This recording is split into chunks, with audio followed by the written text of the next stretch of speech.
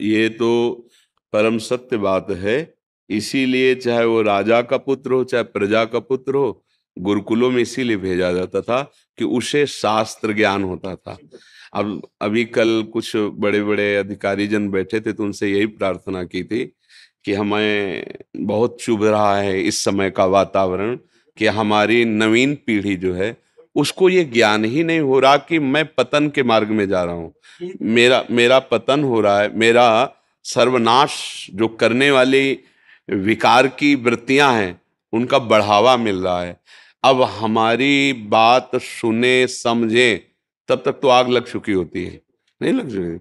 अगर उनसे यही प्रार्थना की थी कि अब हमारी तो सामर्थ्य है नहीं, अगर विद्यालयों में जो आप चाहे मतलब गुरुकुल शब्द से कहते हैं, अब गुरुकुल जैसा वातावरण तो नहीं रह गया, क्यों कोई अपने बच्चों को ऐसे, और वैसी व्यवस्थाएं भी भंग हो चुकी हैं, इतनी आधुनिकता बढ़ चुकी है ना कि उस तरह से सतोगुण में रहना बहुत कठिन है, बहुत कठिन है। तो अब हमको क्या चाहिए, बुद्धिमानी से जैसी परिस्थिति उसमें संभालना चाहिए। तो अगर स्कूलों में एक कोई ऐसा 30 मिनट का 20 मिनट का क्लास लगाया जाए जिसमें हम अपने शास्त्रों की बातें उनके उपयोगी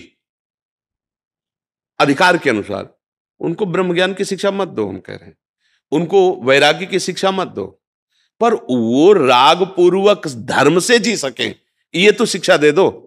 कि इस अवस्था तक यदि आप ऐसे रहोगे तो आप बहुत बढ़िया गृहस्थ बन जाओगे, आप ऐसे चलोगे तो बहुत बुद्धि प्रवीण होगी, आप हर विषय में बहुत सुंदर ज्ञानी बन जाएंगे, आप ऐसे स्वस्थ रहेंगे, आप ऐसे धर्मात्मा बन जाएंगे, आप हमारे देश और समाज के उत्तम सेवक बनेंगे। तो इसलिए हमारे अंदर की बात ही जैसे आप बोल रहे ना, वो अंदर की बात पर उसमें क्या है कि ना अपने पास ऐसी अर्थव्यवस्था है ना अपने पास कोई ऐसा अधिकार है, पर हम चाहते हैं कि हमारा देश, देश का जो स्वरूप है वो सबसे पहले धार्मिक शब्द आता है। भारत एक धार्मिक देश है, ऐसा आता है ना, दयावान देश है, ये सत्यवान ऋषि महात्माओं के द्वारा, जहां गंगा यमुना भगवान के विविध अवतार, ये एक अद्वितीय स्थान है।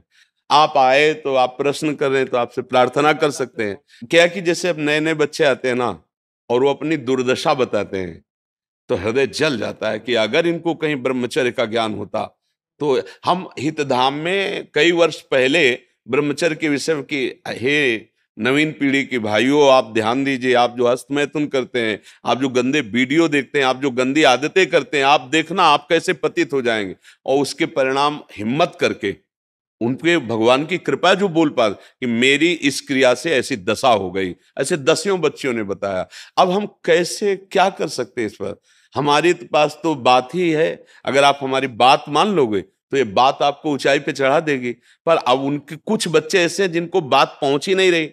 अच्छा, टेलीविजन, वो टीवी आदि में ऐसे वो कहानियों का सीरीज क्या कहते हैं, हाँ, ऐसी बनाई जा रही हैं कि संतों के प्रति श्रद्धा नहीं, शास्त्र की प्रति कोई श्रद्धा नहीं, मनमानी गंदे आचरणों का दृश्य दिखाई देता है। नवीन बच्चे देखते हैं वैसे ही मन नवीन अवस्था में बदमाशी करने के लिए प्रेरित करता है, गंदे आचरण के लिए। अब वो तो दिखाई दे रहा है ना और प्रमाणित किया जाता है, ये सब चलता है। तो नए बच्चों को लगता है कोई पाप थोड़ी है, कोई अपराध थोड़ी है, कोई शरीर में हानि थोड़ी होगी, ये तो मनोरंजन है। बस वहीं से भ्रष्ट आचरणों को बढ़ावा मिलता है। फिर जवानी आते आते इतनी कमियां, इतनी कमजोरियां कि वो गृहस्थ लायक नहीं रह जाते, वो समझ नहीं पा रहे। अब इस पर ये कि आप सब लोग मिल करके कम से कम ना विद्यालय में तो अपने घरों में अपने बच्चों को बैठाल के मित्रवत, ऐसा नहीं करना चाहिए। ऐसा नहीं दे, आप मोबाइल चेक करो, आप उनको समझाओ, आप उनको इतना प्यार दुलार दो कि पिता के साथ वो तुम्हें दोस्त मानने लगे, वो अपनी हर बात आपसे शेयर करने लगे, जिससे उनका उत्साह आप बढ़ा सकें। नहीं तो बहुत हालत खराब है और आगे और भी खराब हो जाएगी। बच्चे बच्चियां तिनके के समान माता पिता घर परिवार को छोड़कर मनमानी आचरण कर रहे हैं। तो इसमें आप लोग भी सहयोग करें। आप लोगों का सहयोग ये है कि अपने घर के बच्चों को इतना प्यार दुलार से बात करें कि वो अपनी कमजोरियां आपसे बता सकें, आप उनका निर्णय कर सकें, आप उनको सपोर्ट दें। नहीं नहीं, बिल्कुल तुम जो बिल्कुल ठीक हो जाएगा, हम तुम्हारे साथ हैं, हम तुम्हारा सुंदर ब्याह करवाएंगे, बस तुम छुपाना नहीं, हर बात हमसे शेयर करो और हम दोनों मिलकर के ऐसे, तो उनको लगेगा कि यार मेरे पापा, मेरे पिताजी मेरे मित्र भी हैं, मैं उनके साथ अपनी बात कर सकता हूं। नहीं तो ऐसी परिस्थिति में फंस जाते हैं। किसी के मोबाइल में कुछ वो जैसे आते रहते हैं गंदी बातों वाले कि आप इससे फोन करो, आप मिलो, आप ऐसी बात करो, तो उसने देखा और उसने बात की और उसके पास वो ब्लैकमेल कहते हैं, उसके आ गए कि देखो तुम्हारी बात तो तुम्हारी सब है, इतना रुपया हमें दो, नहीं तो हम ये ओपन कर देंगे कि आप हमसे ऐसा ऐसा देखे, ऐसा ऐसा बोले।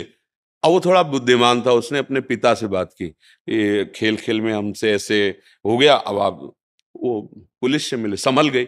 अब वो अगर बच्चा ना कहता, अब वो पैसे चुराता, उसको भेजता, अब वो हर बार, तो फिर वो यही सोचता कि इससे तो अच्छा है मर जाए, या फिर वो बहुत ही गंदी हरकतों में उतरता अपने ही घर में, ये चुरा के बेच देना। अब उसको तो किसी तरह अपनी बात ना खुले, ये इस तरह का कोई व्यवहार हो तो बच्चों को सपोर्ट करना चाहिए, डांटना नहीं चाहिए।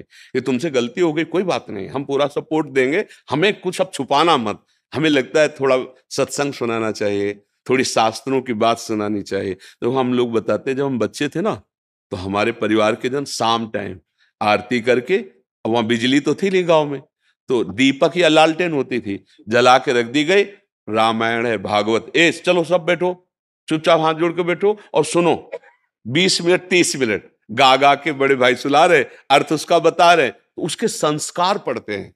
संतों के चरण धो, देखो आए हैं, संतों के पास बैठो, तो उनकी बातें सुनकर के पवित्रता हृदय में आती है।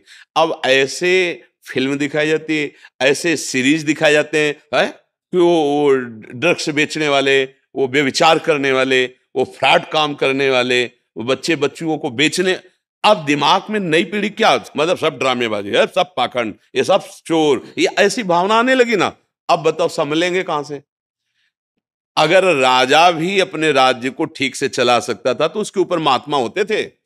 चक्रवर्ती सम्राट महाराज दशरथ तो वशिष्ठ जी, परम ज्ञानी जनक जी तो सदानंद जी, इंद्र देवराज है तो उनके ऊपर बृहस्पति गुरु, दैत्यराज तो शुक्राचार्य, हर जगह महात्माओं का आधिपत्य रहा है। हाँ, क्योंकि आप माना संसार के भोग, लेकिन आप कैसे भोगोगे, आप कैसे चलोगे, ये विधान तो अध्यात्म से ही आपको पता चलेगा ना। अब अध्यात्म का अस्तित्व मिटाया जा रहा है, शास्त्रों के पन्ने फाड़े जा रहे हैं। आओ बैठो, हम जैसे कहें वैसे तुम कुछ दिन आचरण करो, अगर आप रो के ना बोलो कि सत्य लिखा है तो हमें बताना। अब तुम गंदे आचरण करोगे, मलिन बुद्धि, तो तुम्हें शास्त्र समझ में आएंगे, झूठे तो लगेंगे ही, क्योंकि तुम्हारी बुद्धि भ्रष्ट है। तुम सच्चे मार्ग के पथिक बनो। अगर तुम प्रणाम न करने लगो उसी शास्त्र को, तो हमें, वो ब्रह्म ऋषियों के द्वारा लिखा हुआ, कोई ऐसे मनोरंजन करने वाले व्यक्तियों के द्वारा थोड़ी लिखा हुआ है। अब संत जन, हम मानते हैं कि इस वेश का आश्रय लेकर गंदे आचरण वाले कुछ ऐसे फ्रॉड लोग होते हैं जो अपने को बचाव पक्ष में इस वेश का दुरुपयोग करके मलिनता करते हैं, पर सब नहीं ऐसे। हाँ, असली नोट का ही नकली होता है, अगर नकली मिला है तो असली उसका होगा। अगर हमको संतों का संग मिले और शास्त्रों का स्वाध्याय करें और हम अच्छी बातें समझें, तो कलयुग कुछ नहीं बिगाड़ सकता। तो हम चाहें कि अपने घर में सात्विक वातावरण करें, और कहीं ऐसा अगर विधान हो जाए कि स्कूल में एक क्लास लगने लगे शास्त्रीय पद्धतियों का, कि भाई ये 20 मिनट आकर के ब्रह्मचर्य के विषय में बोलेंगे, इंद्रिय क्या होती है, मन की क्या चाल होती है, कैसे हम शरीर को स्वस्थ रखें, माता पिता की सेवा का क्या फल होता है, गुरुजनों को प्रणाम करने का क्या फल होता है, सुबह कितने बजे उठने से क्या लाभ मिलता है, और अगर सूर्य उदय हो गया इसके बाद उठने से क्या हानि होती है, तो बच्चों में वो चेतना जागृत हो। अब वो सत्संग की बातें तो कही जा सकती, पर जिसके आचरण में सत्य आचरण नहीं है तो केवल बातें ही बातें रहेंगी, बात में असर नहीं होगा।